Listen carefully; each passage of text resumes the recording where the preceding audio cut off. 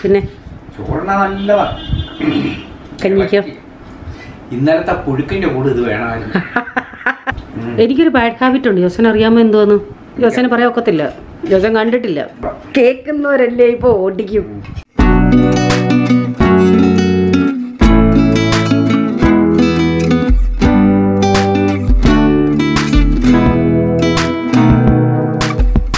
Hello, ഹെഡ്മിലോടുന്ന YouTube ചാനലിലേക്കും Facebook പേജിലേക്കും എല്ലാവർക്കും സ്വാഗതം. ഞാൻ ബെൻസി. അപ്പൊ നമ്മളിന്ന് ചെയ്യാൻ പോകുന്നത് ഇൻസ്റ്റന്റ് ആയിട്ടൊരു നാരങ്ങ അച്ചാറാണ്. ഞാൻ അച്ചാറുകൾ പല വിധത്തിൽ ഇട്ടിട്ടുണ്ട്. വർഷങ്ങൾക്ക് മുമ്പേ ഇട്ടതാണ്. പലരും ഇപ്പോഴും ട്രൈ ചെയ്തുകൊണ്ടിരിക്കുന്ന ഒരു റെസിപ്പിയാണിത്. ഇത് നമുക്ക് പെട്ടെന്ന് തന്നെ ഇപ്പൊ ഇട്ടാൽ ഇപ്പൊ തന്നെ കൂട്ടാൻ പരുവത്തിലുള്ള നല്ല ടേസ്റ്റി ആയിട്ടുള്ള ഒരു അച്ചാറാണ് ഇന്നിവിടെ ഇടുന്നത്. ഇല്ലില്ല, നാരങ്ങ മാത്രം. ഈ ജോസാനാണെങ്കില് അച്ചാറെന്ന് വെച്ചാല് ഒരു ദിവസം ഈ വീട്ടിൽ അച്ചാർ ഇല്ലെന്നുണ്ടെങ്കിൽ താഴെ മലയാളിക്കടയിൽ പോയിട്ട് മേടിച്ചോണ്ട് വരും. അങ്ങനെയുള്ള ഒരു ജോസാനാണ് ഇവിടെ ഉള്ളത്. അതെന്താണെന്ന് അറിയത്തില്ല ഇത്ര ക്രേസ് അച്ചാറിനോട്. കള്ളൻ. ഇവിടുത്തെ തീർന്നു അച്ചാറ്.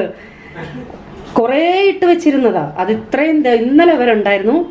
അപ്പൊ ഇന്ന് ഞാനിപ്പോ മേടിച്ചതാണ്. ഇതൊരു 13 നാരങ്ങയുണ്ട്. അത്യാവശ്യം നല്ല വലിപ്പമുള്ള നാരങ്ങയാ. സാധാരണ നമ്മൾ അച്ചാറെന്ന് പറയുമ്പോൾ അത് വാട്ടി ഒക്കെയാണ്, ഉപ്പൊക്കെ ഇട്ട് വെച്ചാണ് ചെയ്യുന്നത്. ഇതിനങ്ങനെയുള്ള നല്ല വലിയ നാരങ്ങ കേട്ടോ. ആ താഴെ ഇരിക്കുന്ന പയ്യൻ ബാങ്കിന്റെ മുമ്പിലത്തെ ATM-ന്റെ മുമ്പിലത്തെ. അപ്പൊ നമുക്കിതൊന്ന് അരിയണം. വാട്ടുന്നൊന്നുമില്ല, ഇങ്ങനെ പച്ചക്ക് തന്നെയാണ് അരിയുന്നത്. അപ്പൊ ഇത് വലുതായോണ്ട് ഞാൻ ഇച്ചിരി ചെറുതായിട്ട് അരിയുന്നത് ഞാൻ കാണിക്കാം അരിഞ്ഞ ശേഷമേ. നാരങ്ങ ഞാൻ അരിഞ്ഞെടുത്തിട്ടുണ്ട്. കണ്ടോ, ഇങ്ങനെ ചെറിയ പീസായിട്ടാണ്. ഒരു നാരങ്ങ ഞാൻ 8 പീസാക്കി, അതായത് നീളത്തിൽ മുറിച്ചിട്ട് അതിനെ വീണ്ടും രണ്ടാക്കി. അപ്പൊ ഇനി നമുക്ക് ബാക്കി പരിപാടികൾ തുടങ്ങാം. ആദ്യം നമുക്ക് ഒരു പാൻ വെച്ചിട്ട് ഒരു ലേശം എണ്ണ ഒഴിച്ചെടുക്കാം. ഞാൻ ഈ അച്ചാറ് നല്ലെണ്ണയിലാണ് ചെയ്യുന്നത്. ഇപ്പൊ എന്തേ ഒഴിച്ചേക്കുന്നത്? ഏതാനും തുള്ളികളെ ഉള്ളേ. നല്ലെണ്ണ ഒഴിച്ചേക്കുന്നത്. കഴിവതും ഈ അച്ചാറ് നല്ലെണ്ണയിൽ തന്നെ ഇടണം, എങ്കിലേ ഞാൻ ഈ പറയുന്ന ടേസ്റ്റ് കിട്ടത്തുള്ളൂ. ഇനിയിപ്പോൾ അതില്ല എങ്കിൽ നിങ്ങൾ ഏത് എണ്ണയാണോ അച്ചാറിടാൻ യൂസ് ചെയ്യുന്നത് അതെടുത്തു. പക്ഷേ ഫസ്റ്റ് നല്ലെണ്ണയ്ക്ക് ട്രൈ ചെയ്യുക. അപ്പൊ എന്റെ കയ്യിൽ ഇപ്പൊ 13 നാരങ്ങയായിരുന്നേ ഉള്ളത്. അപ്പൊ ഞാനിപ്പോ തീ ഓഫ് ചെയ്തേ, കാരണം പാൻ നന്നായിട്ട് ചൂടായിട്ടുണ്ട്. നമുക്ക് അതിന് ലേശം മുളക് പൊടി ഒന്ന് ചൂടാക്കി എടുക്കാം. എരി ഞാനിപ്പോ ലേശം എരി കൂടുതൽ ഇടുന്നുണ്ട് അച്ചാറിന്. 3 ടേബിൾ സ്പൂൺ. 3 ടേബിൾ സ്പൂൺ മതിയോ? ഇത്രയത്തിന് ചൂടരി ഇടാം. ഒരു 3.5 ടേബിൾ സ്പൂൺ. അപ്പോൾ ഇത്രയും. ഇത് കാശ്മീരി മുളക് പൊടിയാണ്. അപ്പം മുളക് പൊടി അധികം വേണ്ട എന്നുള്ളവർക്ക് കുറയ്ക്കാമേ. ഇനി ഞാൻ തീ ഒന്ന് കത്തിക്കുക, കാരണം അത് അടുക്കി പിടിച്ച് പുകയണ്ട. അതുകൊണ്ടാണ് ഞാൻ അങ്ങ് ഓഫ് ചെയ്തിട്ട് പൊടി ഇട്ടത്. പാൻ നന്നായിട്ട് ചൂടായിരുന്നേ. ഇതൊത്തിരി അങ്ങ് കരിച്ച് കളയരുത്. ആ പച്ചമണം ഒന്ന് മാറിയാ മതി. അതല്ല, വറുത്ത് പൊടിച്ചൊക്കെ വെച്ചിരിക്കുന്ന മുളക് പൊടിയാണെങ്കിൽ കുഴപ്പമില്ല കേട്ടോ. ഇതിപ്പം കടയിൽ നിന്ന് മേടിക്കുന്ന പൊടിയല്ലേ, പച്ചപ്പൊടി. അതുകൊണ്ട് ഒന്ന് ചെയ്യുന്നേ ഉള്ളൂ. അച്ചാറുകൾ നമുക്ക് പല രീതിയിൽ ഇടാം കേട്ടോ. ഉടനെ തന്നെ ഇതുപോലൊരു ഇൻസ്റ്റന്റ് നെല്ലിക്ക അച്ചാറും വരുന്നുണ്ടേ. നെല്ലിക്കയൊക്കെ ഇപ്പൊ കിട്ടുന്ന സീസണാണേ. ഇവിടെ കിട്ടുന്നുണ്ട്. നിങ്ങൾ താമസിക്കുന്ന സ്ഥലങ്ങളിൽ ഉണ്ടെങ്കിൽ മേടിച്ചു വെക്കുക. ഇതിപ്പം അത്യാവശ്യം ചൂടായി, ഒത്തിരി കരിഞ്ഞു പോകരുത്, ചുമയ്ക്കുകയൊക്കെ ചെയ്യും. ഞാൻ ഓഫ് ചെയ്തേ. ഇനി ഇതിനെ നമുക്ക് വേറൊരു പാത്രത്തിലോട്ട് മാറ്റാം. അപ്പൊ ഞാൻ ഇതിട്ട വീഡിയോ റെക്കോർഡായിട്ടില്ല. ഏകദേശം ഒരു 3 ടേബിൾ സ്പൂൺ നല്ലെണ്ണ ഒഴിച്ചു. അതിലേക്ക് ഒരു 10 അല്ലി വെളുത്തുള്ളി ചെറുതായിട്ട് വട്ടത്തിൽ അരിഞ്ഞാൽ ഞാൻ ഇട്ടേക്കുന്നേ. ഒരത്യാവശ്യം വലിയൊരു കഷ്ണം ഇഞ്ചിയും പിന്നെ കറിവേപ്പിലയും. എന്റെ അച്ചാറിന്റെ വീഡിയോകൾ നേരത്തെ കണ്ടിട്ടുള്ളവർക്കറിയാം. അത് വെച്ച് നോക്കുവാണെങ്കിൽ ഞാൻ ഈ ഇഞ്ചിയും വെളുത്തുള്ളിയും തീരെ കുറച്ചാ ഇട്ടേക്കുന്നത്. അച്ചാറിന് ഇഞ്ചിയും വെളുത്തുള്ളിയും കറിവേപ്പിലയും ഒക്കെ ഞാൻ നന്നായിട്ട് ചേർക്കും. അതാണ് ടേസ്റ്റും. പക്ഷെ ഈ അച്ചാറിന് നിങ്ങൾക്കിപ്പോ ഇഞ്ചിയും വെളുത്തുള്ളിയും ഇഷ്ടമല്ലാത്തവർ ആണെന്നുണ്ടെങ്കിൽ തീർച്ചയായിട്ടും അത് അവോയ്ഡും ചെയ്യാം കേട്ടോ. പക്ഷെ എന്നെ സംബന്ധിച്ചിടത്തോളം അച്ചാറിന് ഇത് രണ്ടും ഇടുന്നതാണ് ടേസ്റ്റ്. ഇതില്ല ഇടാതെയും ധാരാളം പേരുണ്ടാക്കാറുണ്ടേ. അതുകൊണ്ടാണ്, അവർക്ക് വേണ്ടിയാണ് ഞാൻ പറഞ്ഞത്. നിങ്ങൾക്ക് ഇത് ഇടണ്ട എന്നുണ്ടെങ്കിൽ ഇടണ്ട. ഒരു പ്രാവശ്യമെങ്കിലും നിങ്ങൾ ഇതിങ്ങനെ ഒന്ന് ട്രൈ ചെയ്ത് നോക്കണേ. ഭയങ്കര ടേസ്റ്റാണ് ഇതിന്. ഇപ്പോൾ ഈ ഉള്ളി ഇഞ്ചി ഇട്ടിട്ട് ഏകദേശം ഒരു 2-3 മിനിറ്റ് ഞാൻ വഴറ്റി. ഇനി അതിലേക്ക് നമുക്ക് അരിഞ്ഞു വെച്ചിരിക്കുന്ന ഈ നാരങ്ങ ഇട്ട് കൊടുക്കാം. ഇനി ഇത് നന്നായിട്ട് എണ്ണയ്ക്കകത്ത് കിടന്നൊന്ന് വയളണം. ഇപ്പം ആദ്യമായിട്ട് കാണുന്നവരൊക്കെയാണ് വിചാരിക്കും ഇതെന്തോ അച്ചാറാണ്, ഇതെന്ത് സൈസ് അച്ചാറാണെന്നൊക്കെ ചിന്തിക്കും. നമുക്കൊരു 1/2 ടീസ്പൂൺ മഞ്ഞൾപ്പൊടി ഇട്ട് കൊടുക്കാം. ഈ നാരങ്ങ ഈ എണ്ണയിൽ കിടന്ന് നന്നായിട്ട് വയളണേ. തീ ഞാൻ കൂട്ടി തന്നെയാണ് ഇട്ടേക്കുന്നേ. ഞാൻ അച്ചാർ ഇടാൻ നേരം നോക്കിയ കായംപൊടി തീർന്നു പോയി. ഇതേ ഇപ്പം സമയം 11 മണിയായി രാത്രി. ദിവസം താഴോട്ട് പോയിട്ടുണ്ട് വേക്കടിക്കാൻ, കടയടച്ച് കാണത്തില്ല. ഉപ്പ് ഇപ്പോഴേ ഇടണ്ട കേട്ടോ, ഉപ്പ് ഇട്ടാൽ ഒത്തിരി വെള്ളം ഇറങ്ങും. അതുകൊണ്ട് ഉപ്പ് നമുക്ക് ഇച്ചിരി കൂടെ കഴിഞ്ഞിട്ടിടാം. നമ്മൾ ഇഞ്ചിയും വെളുത്തുള്ളി ഇട്ടിട്ടങ്ങ് നന്നായിട്ട് വഴറ്റിയില്ല, കാരണം ഇതിനകത്ത് കിടന്ന് അത് വഴണ്ടോളൂ. അതുകൊണ്ടാണ് അങ്ങനെ ചെയ്തത്. ഇതേ നാരങ്ങയ്ക്കകത്തുനിന്ന് വെള്ളം ഇറങ്ങുന്ന കണ്ടോ, ഇങ്ങനെ വെള്ളം ഇറങ്ങണം. അപ്പൊ നിങ്ങൾ വിചാരിക്കും ചേച്ചിയെ ഇത് നാരങ്ങ കറി ആയല്ലോ എന്ന്. ഇത് പറ്റും. ഏത് കടയെന്നോ കിട്ടിയല്ലോ, എന്തായാലും സാരമില്ല. ഞാൻ യൂസ് ചെയ്തിട്ടുണ്ട്, പക്ഷെ മറ്റേതിന്റെ അത്ര ഒക്കത്തില്ലെന്നേ ഉള്ളൂ. ഇങ്ങനെ ഇടുവാ അല്ലയോ? ഞാൻ വിചാരിച്ച് ഇങ്ങനെ തന്നെ ഉണ്ടാക്കണമെന്നാ. നല്ല രുചിയായിരുന്നു. പക്ഷെ ഇത് മഞ്ഞൾ ഇടാതെ ഉണ്ടാക്കും, മനസ്സിലായ തനി വെള്ളയില്ല, വേറൊരു ടേസ്റ്റ്. ഇത് ജോസാൻ ഉദ്ദേശിക്കുന്നതല്ല മോനെ, ഇത് വേറെ സ്റ്റൈലാണ്. കാണാൻ രസമുണ്ട്. ഇപ്പൊ ഓർത്തത് കാര്യമല്ല, നമ്മളുടെ ഇതില്ലാതെ കായം ഇല്ലാതെ അച്ചാർ ഇടേണ്ടി വന്നേന്. അച്ചാറിന്റെ മെയിൻ ഇൻഗ്രീഡിയന്റ് ആണ് കായം. എനിക്കറിയാം, കായം ഉലുവയില്ലാത്ത അച്ചാറില്ലല്ലോ. ഇപ്പൊ തന്നെ നല്ല മണം വരുന്നുണ്ട്. ഇനി നമുക്കിതിലേക്ക് ഉപ്പിട്ട് കൊടുക്കാം. ഏകദേശം നന്നായിട്ട് വഴണ്ട് വെന്തിട്ടുണ്ട്. ഏകദേശം ഒരു 7-8 മിനിറ്റോളം ഞാനിത് ഇളക്കിയിട്ടുണ്ട് ഇങ്ങനെ. ഇനി നമുക്ക് ഉപ്പിട്ട് കൊടുക്കാം. ഞാൻ വിനാഗിരി ഒന്നും ചേർക്കുന്നില്ല കേട്ടോ. നോക്കിയിട്ട് ഇച്ചിരി കയ്പ്പ് പോലെ കാണാൻ തോന്നുന്നുവെങ്കിൽ മാത്രമേ ഞാൻ വിനാഗിരി യൂസ് ചെയ്യുന്നുള്ളൂ.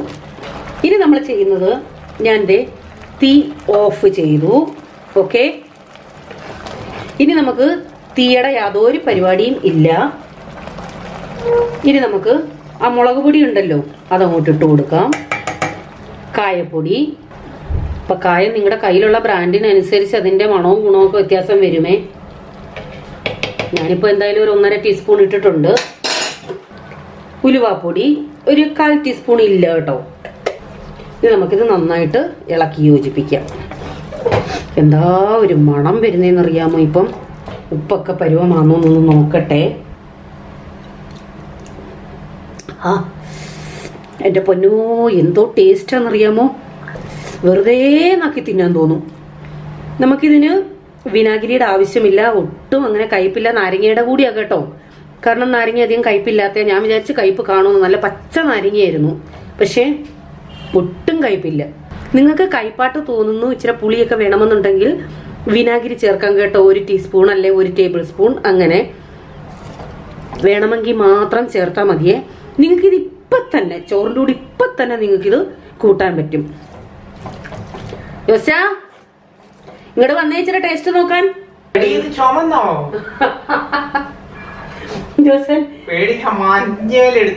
മഞ്ഞ വേറെ മോനെ, ഇത് വേറെ. ഞാൻ മഞ്ഞയിലിരുന്ന് ഇത് വേറെ അത് വേറെ. അയ്യോ മഞ്ഞ വേണേ ഞാൻ അങ്ങ് ഉണ്ടാക്കി തരാം.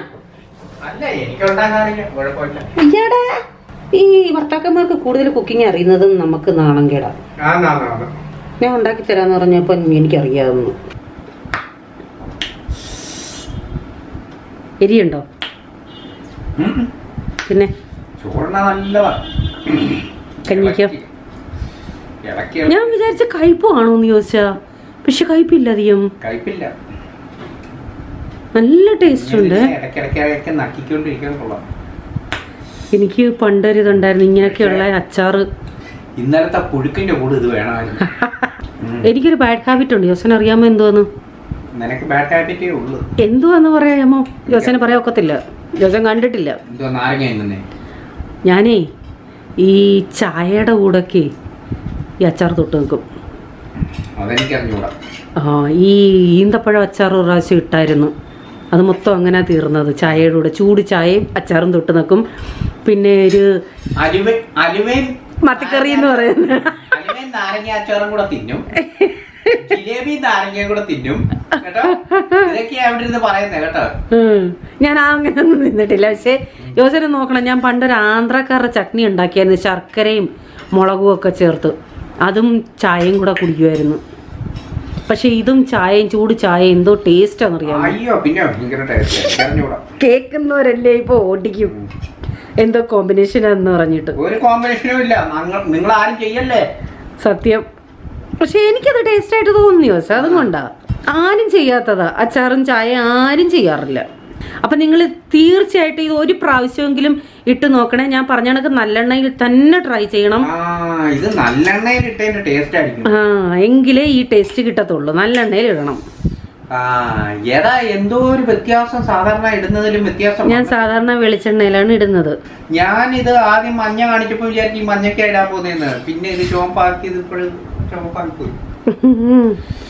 Very very easy method. ഇപ്പൊ നെല്ലിക്ക ഇതേപോലെ വെറൈറ്റി ആണോ? യെസ്. കുറെ നെല്ലിക്ക ഇവിടെ ഇരിപ്പുണ്ട് കേട്ടോ, എന്തുവാണെന്ന് കണ്ടറിയാം. നെല്ലിക്ക വീഡിയോ ഉടൻ വരുന്നതായിരിക്കും. നിങ്ങൾക്ക് ലാഭത്തിന് നെല്ലിക്ക കിട്ടുമെന്നേ മേടിച്ച് വെക്കേ. ലാഭം ഇവിടെ നെല്ലിക്ക ലാഭത്തിനുണ്ട്. പക്ഷെ ഒരു കാര്യമുണ്ട്. എന്താണ്? ഉള്ളി മാത്രം ലാഭത്തിനില്ല. അയ്യോ. പക്ഷെ ഒരു കാര്യമുണ്ട്, ഈ ആഹാര സാധനത്തിനൊക്കെ വില കൂടിക്കൊണ്ടിരിക്കുകയാണ്. എല്ലാരും പ്രാർത്ഥിക്കുക കേട്ടോ, ഇങ്ങനെ കൃഷി സാധനമോ മറ്റുള്ള കാര്യങ്ങളോ എല്ലായിടും വിളവ് നടക്കട്ടെ. കാര്യം മനുഷ്യന്റെ കയ്യിൽ പൈസ ഉണ്ടെന്ന് പറഞ്ഞാൽ പോലും ആഹാരം കിട്ടിയില്ലെങ്കിൽ, ആഹാരത്തിന്റെ സാധനം കിട്ടിയില്ലെങ്കിൽ വലിയ ബുദ്ധിമുട്ടാണ്. അപ്പൊ അതുകൊണ്ട് എല്ലായിടവും കൃഷി സാധനവും ധാന്യങ്ങളും എല്ലാം വരട്ടെ, അതിനുവേണ്ടി പ്രാർത്ഥിക്കുക എല്ലാവരും. അപ്പോൾ എല്ലാവരും ഇതൊന്ന് ട്രൈ ചെയ്യണം. പുതിയ വീഡിയോയുമായിട്ട് ഞങ്ങൾ ഉടൻ വരാം. ലൈക്ക് ചെയ്യാൻ മറക്കല്ലേ. Till then bye, God bless you. പ്രാർത്ഥിക്കാനും മറക്കല്ലേ. ഉള്ളി വിലയും മറ്റുള്ള സാധനങ്ങളും ഒക്കെ എല്ലായിടവും നല്ല കൃഷി നടക്കാൻ വേണ്ടി. ഓക്കെ.